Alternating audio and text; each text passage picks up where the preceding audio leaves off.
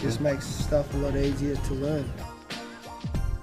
Instead of getting like D's and E's, I'm getting like C's and B's. The relationship between all the students and the teachers. We get to know our teachers and our classmates better, and so that makes school kind of nicer. This is a really happy, positive start. Yeah. I'm very much for the belief that you need to talk about what you can do, not what you can't do.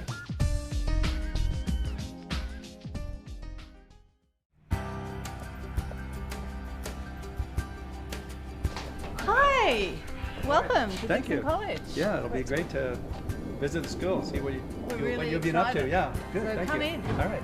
In 2006, when I arrived, the school was slated for closure. The numbers had declined.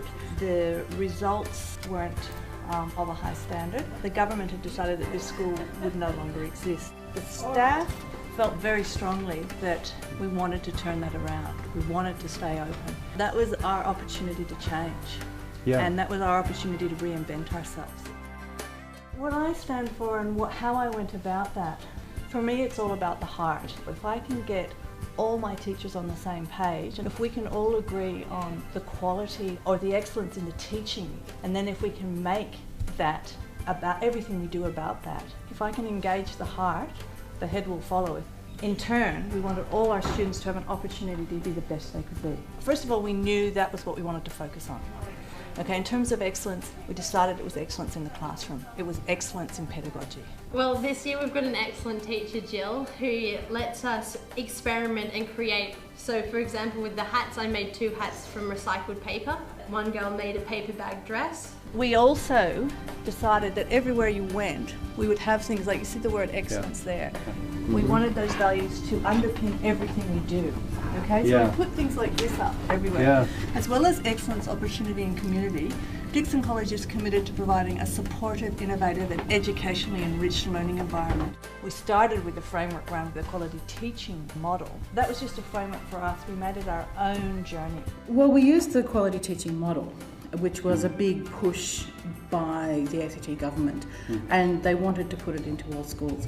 And I went along to an initial PD with Beth, and she said, I think you could really take this and run with it in the school. My view is that principals have always had autonomy. They just haven't been empowered to take some risks and make some decisions that are going to impact particular areas in the school that they want to develop. Even changing the staff profile has always been possible. Talking about autonomy has at least given people a chance to think about what are the things they need to do that they probably haven't already been doing. The most liberating thing for me was, one, having Jim come in, and Jim gave me permission to be my own boss and told me not to worry about accountability. He told us about the skinny you've changed, which is your stuff. And I, as a new principal, went to a meeting with my school plan. Mine was 2 pages with just 2 things on it.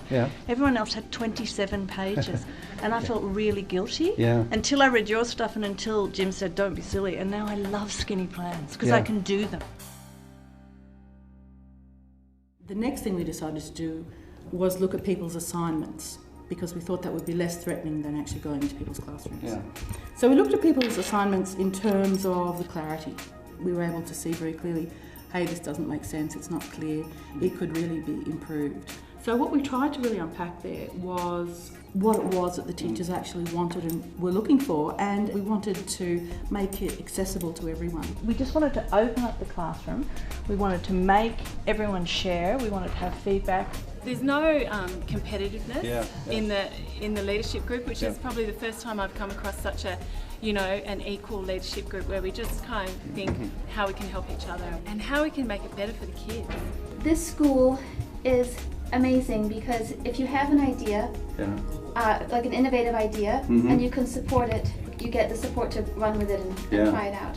Daniel was in the quality teaching team, and he actually, in his 2nd year of teaching, shared his lesson planning and filmed his lessons and shared that with the staff.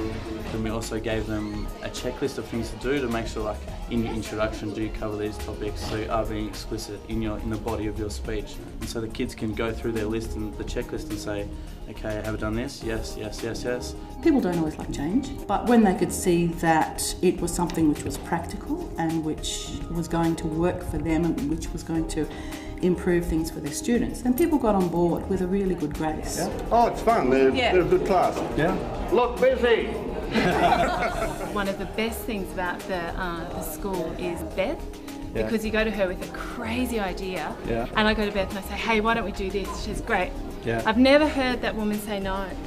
I try and model that with my staff, that when they come to me with ideas, yeah, sure, let's talk about how we can do that. One thing I try to do, and it's just a simple thing, is when there's a teacher sick, if I'm free and I don't have a meeting or something, I'll take the class and I get to know as many students as I can. The other day I had to take the woodwork class, which was a bit frightening. And the thing is, I now have a relationship with some of those boys because they were showing me the puzzles that they made out of wood. That gave them a real confidence, and so now when I go up to talk to them about something that they're not doing right, I'm already their friend, and they know that they're better than me at puzzles, but there's a sort of mutual respect and understanding. So it's quite good. You were just in the World, what was it? World Skills competition. A competition. It was auto for mechanics and stuff. We had to do a full inspection over a car, so they gave us some set tasks to do. There was an electrical task. And it was like a timed thing, like an Olympics. Yeah, we got an hour for each task. Did you have a teacher helping you? No, just it was on your own. It was on our own. I find out at the end of this month. You don't know yet? No, not yet. This is an original school from the 1960s, and what we wanted to do was transform a school with artwork, paint. I mean, it's cheap things we do. Inventing your vision, so their vision with their own colours, and loving your space. The kids and the teachers all respond. Paparazzi. Paparazzi's So here. this is Michael. How you doing? Yeah, from Canada. And oh, really? Yeah. Wow. And Louis, I think, is a very talented student, but he's also wants to be an architect. I'll probably head off to Europe and maybe America and Canada. Yeah. He's proud of everything that he is, and he wants to help anyone else to also achieve to be the best young person they can be. I did a big survey across school, across all students, and we found that 90% students felt as happy here as they do at home. We've found that we have still got kids who are having problems with literacy and numeracy, and that's also tied into depression and how, you know, kids who are really marginalised in school have the low literacy and low numeracy, and it's better if we can all get them functioning together. The beauty of our approach, and like I said, is about the heart, and the head will follow. The data comes, the literacy and numeracy comes if the heart's engaged. We have an AST, it's like an SAT. And we do practices and trials for our AST, and part of it is a writing task, and I've got an English teaching background. So I tell the students that I personally will mark all of those drafts, and I get kids to come and talk to me about how they can do better. But I think they feel a certain sense of, wow, our principal's marking our practice.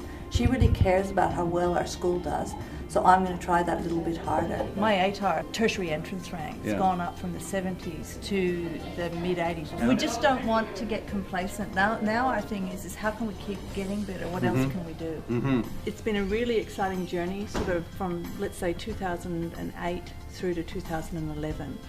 And as a community, we dreamed to the best that we could be. I feel incredibly lucky to be a principal of a school where staff morale is high, where students are successful and happy. Well, you're doing a great job. It's a pleasure to be here. Thank you. I'm really glad you came to visit us, because we feel lucky that we get to meet you and that you take the time to come into our schools. What I love about your work is that it's grounded in things that we can do, and the phrases and the catchphrases, if you like, that I take out of it, like practice driving practice or moral imperative, they work for me, and each time I read about it I get another level to it and I can apply it.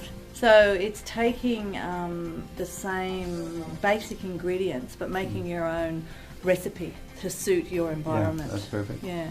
Experiment, you know, to say, I'm thinking of trying this, is that too crazy? And no one has ever said to me, it's too crazy.